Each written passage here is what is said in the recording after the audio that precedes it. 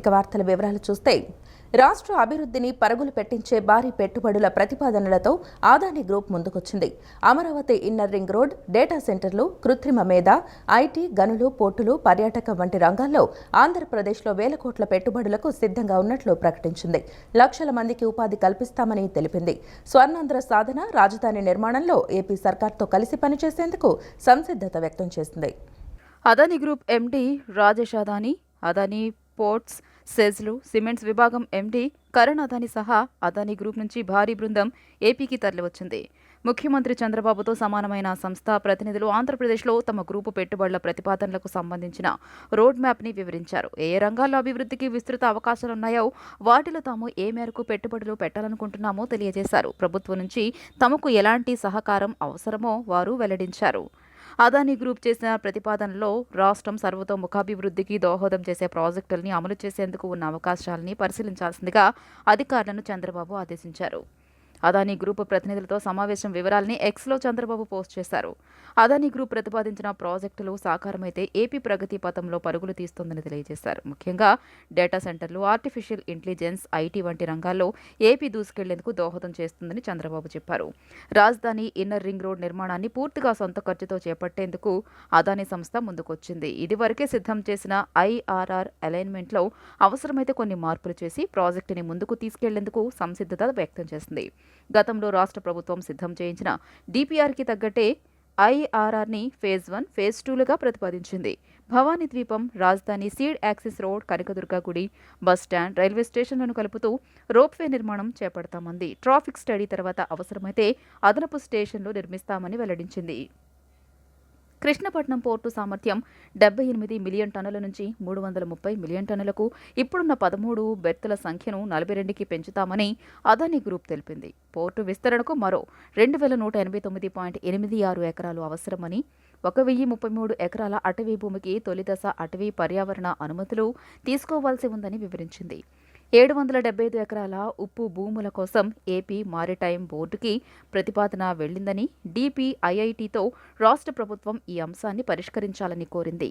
దేవాదాయ భూములు 289.69 ఎకరాలకు సంబంధించి హైకోర్టుల వివాదాన్ని పరిష్కరించాల్సి ఉందని వెల్లడించింది. ఆంధ్రప్రదేశ్ రాష్ట్రానికి పెట్టుబడులే లక్ష్యంగా రాష్ట్ర విద్యా, ఐటీ, ఎలక్ట్రానిక్స్ శాఖల మంత్రి నారా లోకేష్ అమెరికాలో పర్యటిస్తున్నారు. అందులో భాగంగా అమెరికాలోని రెడ్మండ్లోని మైక్రోసాఫ్ట్ కేంద్ర కార్యాలయాన్ని లోకేష్ సందర్శించారు. ఈ సందర్భంగా మైక్రోసాఫ్ట్ సీఈఓ సత్య నాదెళ్లతో భేటీ అయ్యారు. రాష్ట్రంలో డిజిటల్ గవర్నెన్స్ కు సాంకేతిక సహకారం అందించాలని కోరారు. అమరావతిని ఏఐ క్యాపిటల్గా తీర్చిదిద్దేందుకు సహకరించాలని, రాష్ట్రంలో ఐటీ హబ్లకు సహకారం అందించాలని కోరారు. ఒకసారి ఏపీని సందర్శించాల్సిందిగా సత్య నాదెళ్లను లోకేష్ ఆహ్వానించారు. అమరావతిని ఏఐ క్యాపిటల్గా తీర్చిదిద్దేందుకు సహకరించాలని మైక్రోసాఫ్ట్ సీఈఓ సత్య నాదెళ్లను ఐటీ శాఖ మంత్రి నారా లోకేష్ కోరారు. అమెరికాలో పర్యటిస్తున్న మంత్రి లోకేష్ ఐటీ అగ్రగామి సంస్థ మైక్రోసాఫ్ట్ సీఈఓ సత్య నాదెళ్లతో భేటీ అయ్యారు. రాష్ట్రంలో ఐటీ నైపుణ్యాభివృద్ధి అంశాలపై చర్చించారు. డిజిటల్ గవర్నెన్స్ కు సాంకేతిక సహకారం అందించాలని కోరిన మంత్రి లోకేష్ సత్య నాదెళ్లను కోరగా ఆయన సానుకూలంగా స్పందించారు. ఏపీని టెక్నాలజీలో రంగంలో అగ్రగామిగా తీర్చిదిద్దేందుకు సీఎం చంద్రబాబు ప్రత్యేక ప్రణాళికలు రూపొందిస్తున్నారని, రాష్ట్ర వ్యాప్తంగా కొత్త ఐటీ హబ్లు, ఇన్నోవేషన్ పార్కులను నిర్మిస్తున్నామని లోకేష్ వివరించారు. ఈ హబ్లను ప్రపంచ స్థాయి సాంకేతిక కేంద్రాలుగా తీర్చిదిద్దడంలో మైక్రోసాఫ్ట్ సహకారం అందించాలని కోరారు. క్లౌడ్ ఇన్ఫ్రాస్ట్రక్చర్, డేటా సెంటర్ల ఏర్పాటుతో ఆంధ్రప్రదేశ్ ప్రపంచ స్థాయి సంస్థలకు ప్రాంతీయ కేంద్రంగా మారే అవకాశాలు ఉన్నాయని, అటువంటి పెట్టుబడులకు అనుకూలమైన విధానాలు, భూమి ఏపీలో అందుబాటులో ఉందన్నారు. క్లౌడ్ సేవలో మైక్రోసాఫ్ట్ నాయకత్వంతో కలిసి పనిచేసేందుకు ఆసక్తిగా ఉన్నామని లోకేష్ తెలియజేశారు. అగ్రిటెక్కు ఏఐని అనుసంధానించడం వల్ల వ్యవసాయ రంగంలో విప్లవాత్మకమైన మార్పులు వస్తాయని, మైక్రోసాఫ్ట్ సాంకేతిక నైపుణ్యంతో ఉత్పాదకతను పెంచే వ్యవసాయ విధానాలను అభివృద్ధి చేయాలని భావిస్తున్నట్లు వివరించారు. స్పీడ్ ఆఫ్ డూయింగ్ బిజినెస్లో భాగంగా streamlined approvals, fast track project implementation, pro business పాలసీలతో ఆంధ్రప్రదేశ్ వ్యాపార, వాణిజ్య రంగాలకు వేగవంతమైన సేవలను అందుబాటులోకి తెచ్చిందని తెలియజేశారు. ఏపీలో సిద్ధంగా ఉన్న మౌలిక సదుపాయాలు డిజిటల్ గవర్నెన్స్, వ్యూహాత్మక లాజిస్టిక్లకు అనువుగా ఉంటాయన్నారు. క్లౌడ్ ఆధారిత ప్లాట్ఫామ్లను అమలు చేయడం, డేటా అనలిటిక్స్ల కోసం ఏఐని ఉపయోగించడం, సైబర్ సెక్యూరిటీని మెరుగుపరచడం, స్మార్ట్ సిటీ కార్యక్రమాలను అభివృద్ధి చేయడానికి ఏపీ ప్రభుత్వం అనుసరించే డిజిటల్ గవర్నెన్స్ విధానాలకు మైక్రోసాఫ్ట్ సహకారాన్ని కోరుతున్నామని మంత్రి లోకేష్ సత్య నాదెళ్లకు వివరించారు. అమరావతిలో ఏఐ యూనివర్సిటీని ఏర్పాటు చేయనున్నట్లు తెలియజేశారు. వ్యూహాత్మక భాగస్వామ్యం ఆవిష్కరణల కోసం ఏపీ ప్రభుత్వంతో కలిసి పనిచేయాల్సిందిగా మంత్రి లోకేష్ కోరారు. దీపావళి కానుకగా దీపం 2 పథకాన్ని అమలు చేస్తున్నట్లు మంత్రి నాదెండ్ల మనోహర్ అన్నారు. తెల్ల రేషన్ కార్డుదారులు ఇవాల్టి నుంచి గ్యాస్ బుక్ చేసుకోవచ్చని వెల్లడించారు. Gas, Aadhaar, ration card, bank ఖాతా ఉంటే పథకానికి అర్హులని నాదెండ్ల మనోహర్ స్పష్టం చేశారు. సంక్షేమం, అభివృద్ధికి కావాల్సిన నిధులు తీసుకొచ్చేందుకు కృషి చేస్తామని మంత్రి నాదెండ్ల మనోహర్ తెలియజేశారు. ఇన్ఛార్జ్ మంత్రి కందుల దుర్గేష్ ఆధ్వర్యంలో తొలిసారి సమీక్ష సమావేశం నిర్వహించినట్లు వివరించారు. జిల్లాకు రావాల్సిన నిధులపై చర్చించామని చెప్పారు.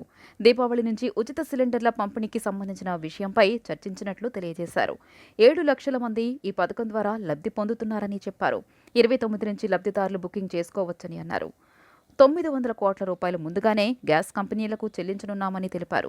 రేషన్ మాఫియాపై కఠిన చర్యలు తీసుకుంటామని మంత్రి నాదెండ్ల మనోహర్ హెచ్చరించారు. దీపావళి కానుకగా దీపం 2 పథకాన్ని అమలు చేస్తున్నట్లు మంత్రి నాదెండ్ల మనోహర్ అన్నారు. తెల్ల రేషన్ కార్డుదారులు ఇవాళ నుంచి గ్యాస్ బుక్ చేసుకోవచ్చని వెల్లడించారు. Gas, Aadhaar, ration card, bank ఖాతా ఉంటే పథకానికి అర్హులని నాదెండ్ల మనోహర్ స్పష్టం చేశారు. ఉచిత గ్యాస్ పథకం కింద వారికి ఈ పథకం ద్వారా వాళ్ళకి లబ్ధి కలుగుతుందనే విషయం ప్రస్తావించి సమాచారం అందిస్తాం. డెలివరీ అయిన 24 గంటల లోపే వాళ్ళ ఖాతాలో నిధులు జమ అయ్యే విధంగా అన్ని విధాలుగా సిద్ధమయ్యాం. రేపటి రోజున గౌరవ ముఖ్యమంత్రి గారి చేతుల మీదుగా సుమారు 900 కోట్ల రూపాయలు అడ్వాన్స్గా ఈ కంపెనీలకి రేపు అందజేయబోతున్నాం. సో రాష్ట్రంలో ఉన్న అర్హత కలిగిన ప్రతి కుటుంబానికి ఈ దీపం పథకం, గ్యాస్ దీపం పథకం ద్వారా ఉచితంగా వాళ్ళకి ఈ 3 సిలిండర్లు ప్రతి ఏటా అందించడానికి మేము చేస్తున్న ఈ కార్యక్రమాన్ని ప్రతి ఒక్కరు కూడా ఉపయోగించుకునే విధంగా మేము పెట్టిన నిబంధనలు కేవలం 3. అదేంటంటే మీకు గ్యాస్ కనెక్షన్ ఉండాలి, మీ దగ్గర ఆధార్ కార్డు కానివ్వండి, రేషన్ కార్డు కానివ్వండి, అర్హత కలిగినట్టుగా వాళ్ళకి ఆ వివరాలు ఉంటే ఇమీడియట్గా వాళ్ళు నమోదు చేసుకోవచ్చు. దీన్ని ఎవరు కూడా కన్ఫ్యూజ్ చేయాల్సిన అవసరం లేదు. ఈ మాసం అంటే నవంబర్ 1వ తారీఖు నుంచి మార్చి 31వ తారీఖు లోపు ఎప్పుడైనా వాళ్ళు మొదటి గ్యాస్ సిలిండర్ని ఉపయోగించుకోవచ్చు. రాబోయే ఫైనాన్షియల్ ఇయర్ నుంచి ఏప్రిల్ 1వ తారీఖు నుంచి మాత్రం మరి మార్చ్ 31 వరకు రాబోయే సంవత్సరం 2026 లోపు మిగతా 3 సిలిండర్లు కూడా మేము ప్రతి 4 నెలలకి ఒక సిలిండర్ ఇచ్చేటట్టు ఈ పథకాన్ని అమలు పరుస్తున్నాం. ఈ సందర్భంగా తెలుపుకుంటూ భారత క్రికెట్ జట్టు మాజీ కెప్టెన్ కపిల్ దేవ్ విజయవాడకు చేరుకున్నారు. గన్నవరం విమానాశ్రయానికి చేరుకున్న కపిల్ దేవ్కు ఏపీ క్రికెట్ అసోసియేషన్ అధ్యక్షుడు ఎంపీ కేశినేని చిన్ని, ఎమ్మెల్యే కొలికపూడి శ్రీనివాసరావు ఘనస్వాగతం పలికారు. ఇవాళ సీఎం చంద్రబాబుతో ఆయన భేటీ కానున్నారు. రాష్ట్రంలో గోల్ఫ్ కోర్టు ఏర్పాటుపై చర్చించే అవకాశం ఉన్నట్లు తెలుస్తోంది. రాష్ట్రంలో అనేక మంది యువత విద్యను అభ్యసించి ఉద్యోగాలు లేక నిరుద్యోగులుగా మారారని, వారి జీవితాలను అతలాకుతలం అయ్యాయని ఎమ్మెల్యే గద్దె రామ్మోహన్ అన్నారు. టీడీపీ కూటమి ప్రధాన అజెండా ఉద్యోగ కల్పనేనని అన్నారు. ఏ పనైనా చేసి ఉద్యోగాలు కల్పించాలని, కనీసం ఏడాదికి 5 లక్షల వేతనం అందించాలని లక్ష్యంగా పెట్టుకున్నామని తెలిపారు. పట్టభద్రుల ఎమ్మెల్సీలు ఉంటే వారు నిరంతరం శాసనమండలిలో మాట్లాడి పట్టభద్రుల ఇబ్బందులు, సౌకర్యాల గురించి మాట్లాడతారని తెలిపారు.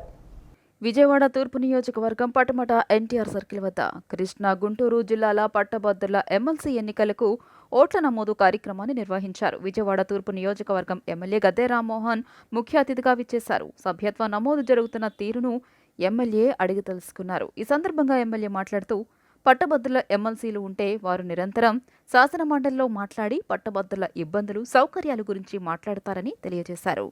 ఉద్యోగాలు కల్పించడం, లేని వారికి కనీసం నిరుద్యోగ భృతి ఇచ్చి వారికి ఆసరాగా ఉండడం ప్రభుత్వం విధి అన్నారు. పట్టభద్రుల అభ్యర్థి ఎన్నిక చాలా కీలకమని, ఎవరికి ఓటు వేసినా పర్వాలేదు, ప్రతి ఓటు నమోదు కావాలని, అది నా కర్తవ్యం అనే భావన కలగలిసిన అవసరం ఉందన్నారు. తూర్పు నియోజకవర్గంలో అన్ని చోట్ల సమాచారం ఇచ్చి ఓటు నమోదు చేసుకోవడానికి అవకాశాలు కల్పించడం జరుగుతోందన్నారు.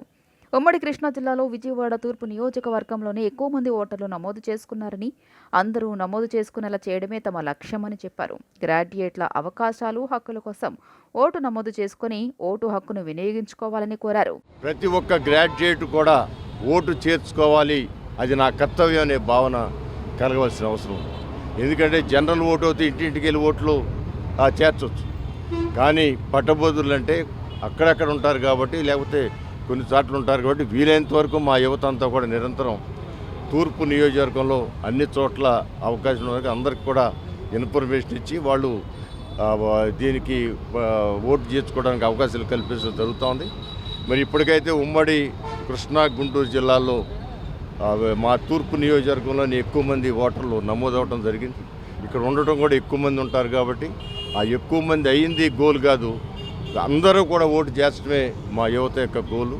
ఖచ్చితంగా ఈ గోల్ని వాళ్ళు సాధిస్తారనే నమ్మకం తెలుగుదేశం పార్టీగా మాకుంది. గద్దె క్రాంతికుమార్ మాట్లాడుతూ పట్టభద్రుల ఓటు నమోదు ప్రక్రియ చురుకుగా జరుగుతోందని ఈ నెల 6వ తేదీలోపు నమోదు చేసుకోవాలని కోరారు. ఓటు మన ప్రాథమిక హక్కు అని ప్రతి ఒక్కరూ ఓటు హక్కును సద్వినియోగం చేసుకోవాలని కోరారు.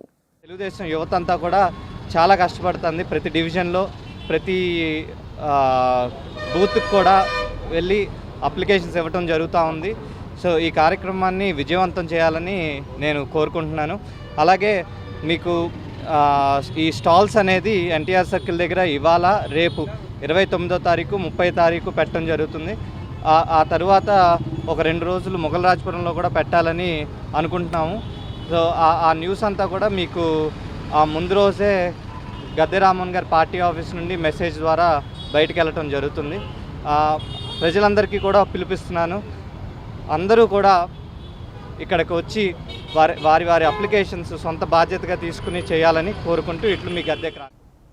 నెల్లూరులో ఉచితంగా ఇసుకను స్వేచ్ఛగా తీసుకెళ్తున్నారని పురపాలక శాఖ మంత్రి నారాయణ చెప్పారు. భగత్ సింగ్ కాలనీ వద్ద ఉన్న ఇసుక రీచ్ను మంత్రి పరిశీలించారు. ట్రాక్టర్లు, ఎడ్ల బండ్లతో ఎవరైనా ఇసుక తీసుకువెళ్లొచ్చని, ప్రొక్లైన్లతో మాత్రం తవ్వొద్దని స్పష్టం చేశారు. పెన్నా నదిలో ఇసుక రీచ్లను అధికారులతో కలిసి మంత్రి డాక్టర్ పొంగూరు నారాయణ పరిశీలించారు. అనంతరం ఆయన మాట్లాడుతూ ఇసుక రీచ్లో యంత్రాలతో తవ్విన, అక్రమ రవాణా చేసిన చట్టపరంగా చర్యలు తీసుకుంటామని మంత్రి తెలియజేశారు. ఇసుక అక్రమ రవాణాను నిరోధించేందుకు ఇసుక రీచ్లో సీసీ కెమెరాలను పెడతామని అన్నారు. ప్రజలందరికీ సులభంగా ఇసుక లభించాలనే ఉద్దేశంతోనే ఉచిత ఇసుక పాలసీని ప్రభుత్వం తీసుకువచ్చిందని మంత్రి చెప్పారు. ట్రాక్టర్లు, ఎడ్ల బండ్లతో ఎవరైనా తీసుకుపోవచ్చని మంత్రి వెల్లడించారు. రీచ్లలోకి ట్రాక్టర్లను అనుమతించిన తర్వాత ఇసుక లభ్యత పెరిగింది, ధరలు కూడా గణనీయంగా దిగివచ్చాయని మంత్రి నారాయణ అన్నారు. గతంలో ట్రాక్టర్ ఇసుక 4,000 రూపాయలుంటే ఇప్పుడు 1,500కు తగ్గింది. ఇది మరింత తగ్గుతుందన్నారు. నిర్మాణ రంగం అభివృద్ధి చెందాలనేది ముఖ్యమంత్రి లక్ష్యమని చెప్పారు. ఎవరు ఇబ్బంది పడకూడదనే ఈ ఉచిత పాలసీని తీసుకువచ్చామని మంత్రి నారాయణ తెలియజేశారు. ముఖ్యమంత్రి నారా చంద్రబాబు నాయుడు గారు ఈరోజు ఈ రాష్ట్రం డెవలప్ కావాలంటే రియల్ ఎస్టేట్ డెవలప్ కావాలి, ఫస్ట్ కన్స్ట్రక్షన్ యాక్టివిటీ డెవలప్ కావాలనే ఉద్దేశంతో ఎవరు ఇబ్బంది పడకూడదని ఇసుకని ఫ్రీ చేశారు. ట్యాక్సులన్నీ కూడా తీసేశారు. ఎటువంటి ట్యాక్సులు లేకుండా ఏమీ లేకుండా ఎవరైనా వాళ్ళ ట్రాక్టర్లతో కానీ ఎడ్లబండితో కానీ రివర్లో తీసుకుపోవచ్చని వెంటనే నెల్లూరు సిటీలో అటు మైన్స్ డిపార్ట్మెంట్ వాళ్ళు, రెవెన్యూ డిపార్ట్మెంట్ వాళ్ళు, మా మున్సిపల్ శాఖ వాళ్ళు మొత్తం 4 రీచ్లు యాక్చువల్గా ప్లాన్ చేసేసారు. దానివల్ల రేటు ఒక్కసారి ట్రాక్టర్ 4,000 5,000 ఉంటే వెంటనే అది 1,500 నుంచి 2,000 పడిపోయింది. దగ్గర అయితే 1,500 తోలుతున్నారు, దూరం అయితే 1,800 1,600 2,000. ఎందుకంటే ట్రాక్టర్ డీజిల్కి 1 లీటర్ డీజిల్ 6 నుంచి 7 కిలోమీటర్లు వస్తుంది. అంటే 6 నుంచి 7 కిలోమీటర్లు ట్రావెల్ అంటే 100 రూపాయలు పెరుగుతుంది. కాబట్టి దగ్గర తోలేదడికి అయితే అది కేవలం 1,500, దూరం అయితే 1,600 1,700 1800 అవుతుంది. ఇలా యాక్చువల్గా 4 రీచ్లు ఓపెన్ చేసాం. ఇప్పుడే ఇక్కడ నుంచి చూస్తుంటే ఆ ట్రాక్టర్లు అక్కడ ఉండే చీమల పుట్టలాగా ఉన్నాయి. ఇలా ఎంతో ఫ్రీగా స్వేచ్ఛగా తీసుకుపోతున్నారు. అంతేకాకుండా ఇవాళ కలెక్టర్ గారికి, కమిషనర్ గారికి చెప్పాను, మున్సిపల్ కమిషనర్ గారికి, మైన్స్ వాళ్ళకి మరొక 4 రీచ్లు మినిమం ఆ పక్క టౌన్ సైడ్ ఓపెన్ చేయమన్నా. టౌన్ సైడ్ ఓపెన్ చేస్తే మరొక 7 కిలోమీటర్లు తగ్గద్ది. ఏపీలో వరద బాధితులకు చేయూతనిచ్చేందుకు సహృదయ నేస్తాలు స్పందిస్తున్నాయి. ముఖ్యమంత్రి సహాయ నిధికి దాతలు విరాళాలు అందిస్తున్నారు. సీఎం చంద్రబాబును సచివాలయంలో కలిసి పలువురు చెక్కులు అందించారు. వరద బాధితులకు చేయూతనిచ్చేందుకు దాతలు పెద్ద సంఖ్యలో ముందుకొస్తున్నారు. సచివాలయంలో సీఎం చంద్రబాబును కలిసిన పలువురు తమ విరాళాలను చెక్కుల రూపంలో అందజేశారు. Raymond group chairman Gautam Singhania 2 కోట్ల రూపాయలు, bank of Baroda zonal head GM Ritesh Kumar, deputy manager Sudhakar 1 కోటి రూపాయల చెక్కులను సీఎంకు ఇచ్చారు. గంగవరపు విజయభాస్కర్ ఆధ్వర్యంలో ప్రైవేట్ స్కూల్స్ అసోసియేషన్ 65 లక్షల రూపాయల రాష్ట్రీయ సేవా సమితి తరపున general secretary Venkataratnam, joint secretary Mamata, project డైరెక్టర్లు నాగరాజు, సాయిబాబా 50 లక్షల రూపాయలు అందజేశారు. ఎన్ఆర్ఐ మద్దిపట్ల కృష్ణ 10 లక్షల రూపాయలు, ధామస్య 1,75,000 రూపాయలు, కొర్రపాటి సురేంద్ర 1,00,000, తులసి కృష్ణమూర్తి 1.18 లక్షలు, కె రమేష్ 1,00,000 రూపాయలు, కె నారాయణ 1,00,000 అందించారు. విజయవాడ పశ్చిమ నియోజకవర్గ ఎమ్మెల్యే యలమంచిలి సుజనా చౌదరి ఇంద్రకీలాద్రిపై దుర్గమ్మను దర్శించుకున్నారు. ఆలయ ఈవో రామారావు, వేద పండితులు ఎమ్మెల్యేకు ఆలయ మర్యాదలతో స్వాగతం పలికారు. ఎమ్మెల్యే అమ్మవారిని దర్శించుకున్నారు. అనంతరం దుర్గగుడి అభివృద్ధి పనులపై ఆలయ అధికారులతో సమీక్ష నిర్వహించారు. భవానీ దీక్ష విరమణలకు ప్రత్యేక ఏర్పాట్లు చేయాలని అధికారులను సూచించినట్లు ఎమ్మెల్యే చెప్పారు. మాస్టర్ ప్లాన్ అభివృద్ధిపై చర్చించామని, గత ప్రభుత్వ హయాంలో అమలు చేసిన మాస్టర్ ప్లాన్ పరిశీలించి అవసరమయ్యే సూచనలను పరిగణలోకి తీసుకుంటామన్నారు. విజయవాడ పశ్చిమ నియోజకవర్గాన్ని బెస్ట్ నియోజకవర్గంగా తీర్చిదిద్దుతామని తెలిపారు.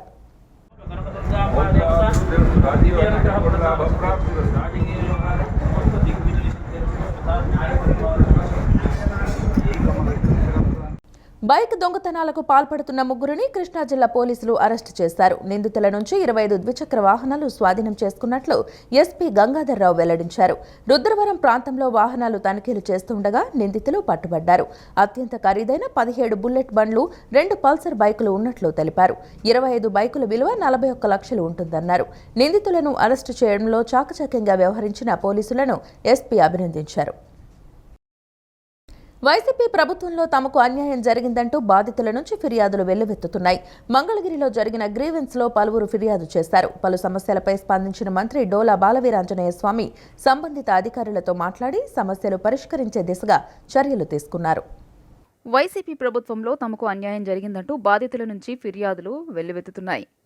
ఓ డీఎస్పీ పేదల భూముల్ని ఆక్రమించడం, నేటికి వైసీపీ తొత్తులా వ్యవహరిస్తూ పోలీస్ శాఖలో జరుగుతున్న అంతర్గత సమాచారాన్ని, మంత్రులు, అధికారుల వివరాల్ని వైసీపీకి అందజేస్తున్నారని తాడేపల్లికి చెందిన జె సుధీర్ మంగళగిరిలోని టీడీపీ కేంద్ర కార్యాలయంలో ఫిర్యాదు చేశారు. పొలం చుట్టూ ఉన్న కంచెను వైసీపీ మాజీ ఎమ్మెల్యే బుర్రా మధుసూదన్ ధ్వంసం చేశారని ప్రకాశం జిల్లాకు చెందిన మరో బాధితుడు వినతి పత్రం అందజేశారు. తెనాలిలోని సంగమేశ్వర స్వామి దేవాలయ భూముల్ని పలువురు వైసీపీ నేతలు కబ్జా చేశారని ఓ వ్యక్తి ఫిర్యాదు చేశారు. పలు సమస్యలపై స్పందించిన మంత్రి డోలా బాల వీరాంజనేయ స్వామి సంబంధిత అధికారులతో మాట్లాడి సమస్యలు పరిష్కరించే దిశగా చర్యలు తీసుకున్నారు. మాజీ సీఎం జగన్ రెడ్డికి అవినీతి, ధనదాహం, అధికార పిచ్చి పరాకాష్ఠకు చేరిందని తెలుగుదేశం పార్టీ పోలిట్ బ్యూరో సభ్యుడు రెడ్డప్పగారి శ్రీనివాసులరెడ్డి అన్నారు. అసత్యాలతో ప్రజలను నమ్మించాలని ముఖ్యమంత్రి చంద్రబాబుపై జగన్ ఆరోపణలు చేస్తున్నారని మండిపడ్డారు. మాజీ ముఖ్యమంత్రి జగన్మోహన్ రెడ్డి అధికార ఆక్రందన చూస్తే రాష్ట్ర ప్రజలకు భయం వేస్తోందన్నారు. మాదక ద్రవ్యాలు, గంజాయి కంటే రాష్ట్రానికి జగన్ రెడ్డి ఎక్కువ ప్రమాదకరమని తెదేపా పొలిట్ బ్యూరో సభ్యుడు రెడ్డప్పగారి శ్రీనివాసులరెడ్డి మండిపడ్డారు. చివరికి సొంత తల్లి, చెల్లినే మోసం చేసిన జగన్ చరిత్రలో ఓ పెద్ద అవినీతిపరుడుగా మిగిలిపోతారని తీయబట్టారు. మంగళగిరిలోని టీడీపీ కేంద్ర కార్యాలయంలో ఆయన విలేకరులతో మాట్లాడారు. జగన్లా స్వల్పకాలంలో పెద్ద మొత్తంలో ఆస్తులు కూడబెట్టడం అంబానీ, టాటా, బిర్లాలకు కూడా సాధ్యం కాలేదన్నారు. వైకాపా ప్రభుత్వంలో అరాచకాలకు పాల్పడి మాఫియా ప్రపంచానికే ఆయన ఆదర్శంగా నిలిచారు అని శ్రీనివాసులరెడ్డి ధ్వజమెత్తారు.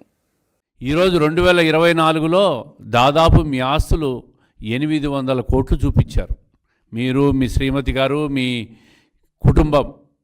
అంటే ఇంత అనతి కాలంలో ఇంత మేర మీరు సంపాదించారంటే, ఇంత ఐటీ డిక్లరేషన్ చేశారంటే దీని వెనక ఎంత అవినీతి ఉందో ఒక్కసారి ప్రజలందరూ కూడా ఆలోచించాలా. అంబానీలకు, టాటా వాళ్ళకు కూడా సైతం చేతగాలే ఇంత షార్ట్ పీరియడ్లో ఇంత ఎత్తుకు ఎదిగేదానికి. ఎందుకంటే వాళ్ళ సంపద అంతా ఒక నీతివంతమైన సంపద. మీ సంపద అంతా కేవలం అవినీతి సంపద. ఇంత పెద్ద ఎత్తున అవినీతి చేసి ఈరోజు మళ్ళీ రాష్ట్రాన్ని దోచుకోవడానికి మళ్ళీ ఈ 2027లో జమిలీ ఎలక్షన్లు వస్తాయి, ప్రజలు సిద్ధంగా ఉండండి అని చెప్పి మాట్లాడుతున్నారంటే అధికారం పోయి ఒక మతి భ్రమించి ఒక యావలో బతుకుతున్నాడు ఈయన. మళ్ళీ రాష్ట్రాన్ని నాశనం చేసడానికి, ప్రజలను వంచన చేసడానికి ప్రయత్నం చేస్తూ ఉన్నాడు జగన్మోహన్ రెడ్డి గారు. ఏ విధంగా నువ్వు ఈ ప్రజాస్వామ్యంలో, ఈ సమాజంలో బతికేదానికి నీకు అర్హత ఉందో ఒక్కసారి నువ్వు ఆలోచించుకోవాలా. ఇంత అవినీతి చేసిన వ్యక్తి, తల్లిని చెల్లిని మోసం చేసిన వ్యక్తి మళ్ళీ ప్రజలకి ఏ విధంగా వస్తావు నువ్వు? అవునులే, నీలాంటి అవినీతి పరులు రాష్ట్రాన్ని సర్వనాశనం చేసినప్పుడు నీకు తల్లే నవమాసాలు మోసిన తల్లే నీకు లెక్క లేనప్పుడు రాష్ట్ర ప్రజలు నీకు ఒక లెక్క అని చెప్పి ఈ సందర్భంగా నేను మమ్మల్ని అడుగుతా ఉండా. ఈరోజు నవరత్నాల పేరుతో రాష్ట్ర ప్రజలను మోసం చేశావు, నవమాసాలు మోసిన తల్లిని కూడా నువ్వు మోసం చేశావు. ఇదొక పెద్ద విషయమా అని చెప్పి అక్కినేని జాతీయ పురస్కారాన్ని అందుకొని ఇంట గెలిచానని మెగాస్టార్ చిరంజీవి ఆనందం వ్యక్తం చేశారు. పద్మభూషణ్, పద్మవిభూషణ్, గిన్నీస్ రికార్డులు సాధించి రచ్చ గెలిచిన నటుడిగా అక్కినేని పురస్కారాన్ని అందుకోవడంతో సంపూర్ణత చేకూరిందని ఒకంత భావోద్వేగానికి గురయ్యారు. హైదరాబాద్ అన్నపూర్ణ స్టూడియోస్లో అక్కినేని జాతీయ పురస్కార వేడుకలు అంగరంగ వైభవంగా జరిగాయి. ఈ వేడుకల్లో అక్కినేని కుటుంబ సభ్యులతో పాటు పెద్ద సంఖ్యలో సినీ ప్రముఖులు పాల్గొన్నారు. చిరంజీవి తల్లి అంజనాదేవి ప్రత్యేక అతిథిగా హాజరయ్యారు. అతిథులు, ఆహ్వానితుల గురించి ప్రసంగించిన నాగార్జున చిరంజీవితో ఎన్నో మధుర జ్ఞాపకాలు ఉన్నట్లు గుర్తు చేసుకున్నారు. జాతీయ సినిమా రంగంలో ఏబీసీలుగా అమితాబ్ బచ్చన్, చిరంజీవి ఎంతో మందికి స్ఫూర్తిగా నిలుస్తున్నారని కొనియాడారు. అక్కినేని కుటుంబంపై అమితాబ్ బచ్చన్ ప్రశంసల వర్షం కురిపించారు.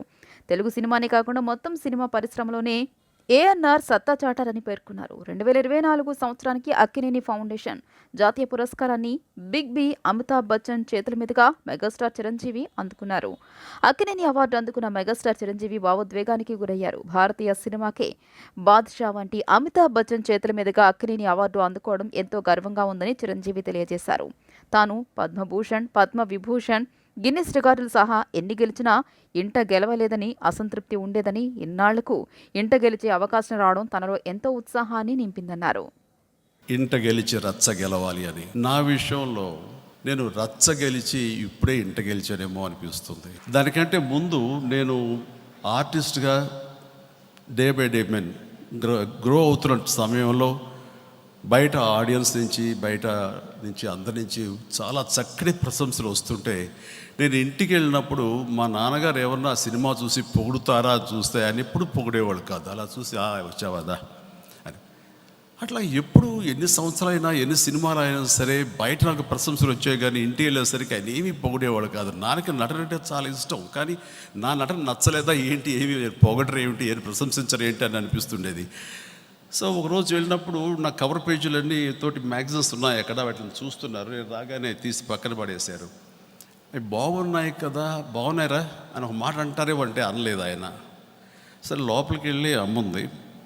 అమ్మ ఏంటమ్మా ఎప్పుడు నాన్నొక మాట అనరు, బాగుందనరు, ఇంట్లో వాళ్ళు కనుక పొగిడితే అదే వేరు కదా, ఆ దారే వేరు కదా, బయట ఎన్ని పొగడ్తలు వచ్చినా బయట రచ్చ ఎంత గెలిచినా సరే ఇంట గెలవమంటారు, ఇంట్లో ఏంటమ్మంటే లేదురా నాన్న చాలా పొగుడుతారు, ఇంటికి రాగానే ఏం చేశాడు నా కొడుకు, అద్దరు కొట్టేశాడు అద్ది అంటూ ఆయన 2-3 బూతు పదాలు కలిపి అది మామూలుగా సంస్కృతం వస్తుంటుంది ఒకటి అలవోకగా. మమతల పందిరి సేవా సమితి చేస్తున్న సామాజిక సేవలను గుర్తించి ఇండియన్ బ్లడ్ డోనర్స్ క్లబ్ వారు జాతీయ పురస్కారాన్ని అందించడం ఆనందంగా ఉందని సేవా సమితి వ్యవస్థాపకులు లంక రమేష్ అన్నారు. జాతీయ పురస్కారం అందుకోవడం ద్వారా ఎక్కువ మంది పేదలకు సేవ చేయగలమని, మాలో ఆత్మవిశ్వాసం మరింత పెరిగిందని స్పష్టం చేశారు. కృష్ణా జిల్లా బాపులపాడు మండలం వీరవల్లి గ్రామానికి చెందిన మమతల పందిరి సేవా సమితి వ్యవస్థాపకులు లంక రమేష్ యంగ్ ఇండియన్ సేవా పురస్కారాన్ని అందుకున్నారు. Young Indian blood donors club వారి ఆధ్వర్యంలో హైదరాబాద్లోని శ్రీ పొట్టి శ్రీరాములు తెలుగు విశ్వవిద్యాలయం ఆడిటోరియంలో నిర్వహించిన కార్యక్రమంలో ఈ పురస్కారాన్ని అందజేశారు. ఈ కార్యక్రమానికి ముఖ్య అతిథి తెలంగాణ ఆర్టీసీ ఎండీ సజ్జనార్ పాల్గొని యంగ్ ఇండియన్ పురస్కారాలను అందజేశారు. సజ్జనార్ మాట్లాడుతూ గ్రూప్ సభ్యులు అందరినీ ఒకే తాటి మీద నడిపిస్తూ ఇన్ని సేవా కార్యక్రమాలు చేయడం హర్షణీయమన్నారు. యంగ్ ఇండియన్స్ డోనర్స్ క్లబ్ ప్రతినిధి జేబీ బాలు మాట్లాడుతూ లంక రమేష్ దేశవ్యాప్తంగా ఉన్న మమతల పందిరి సేవా సమితి గ్రూప్ సభ్యులను, యువతను సమాజ సేవ, రక్తదాన శిబిరాలు నిర్వహించడం, వారికి రక్తదానం వైపు ప్రోత్సహించడం లాంటి కార్యక్రమాలు నిర్వహించడం ద్వారా మా అందరికీ స్ఫూర్తిదాయకంగా నిలిచారన్నారని కొనియాడారు. దీంతోపాటు అన్నదానం, వస్త్రదానం, చలివేంద్రం, దుప్పట్ల పంపిణీ, చెప్పుల పంపిణీ, సామూహిక సీమంతాలు, చదువుకునే నిరుపేద పిల్లలకి ఓణిల ఫంక్షన్స్, మెడికల్ క్యాంపులు లాంటి సమాజ సేవా కార్యక్రమాలు నిస్వార్థంగా నిర్వహించడం వల్లనే ఈ అవార్డులు అందజేసినట్లు తెలియజేశారు. మమతల పందిరి సేవా సమితి వ్యవస్థాపకులు లంకా రమేష్ మాట్లాడుతూ మమతల పందిరి సేవా సమితికి జాతీయ అవార్డు రావడం చాలా ఆనందంగా ఉందన్నారు. మమతల పందిరి గ్రూప్ అడ్మిన్ టీం సేవా సమితి సభ్యుల సహకారంతోనే జాతీయ స్థాయిలో గుర్తింపు లభించిందని లంకా రమేష్ స్పష్టం చేశారు. ఒక బలమైన వ్యక్తి శక్తి ముందుకు వచ్చి మనలాంటి వాళ్ళందరినీ సమీకరించి ఒక అద్భుతమైన వేదికలను ఏర్పాటు చేసి ఎన్నో ప్రాణాలు కాపాడడానికి ఈరోజు మన ఎన్జిఓల మధ్య ఒక సాధారణమైన అంటే ఈరోజు సార్ నేను ఐపీఎస్ ఆఫీసర్గా చూడట్లేదు సార్, ఈ ఎన్జిఓల సమూహానికి. ఈ వార్తలు ఇంతటితో సమాప్తం. నమస్కారం.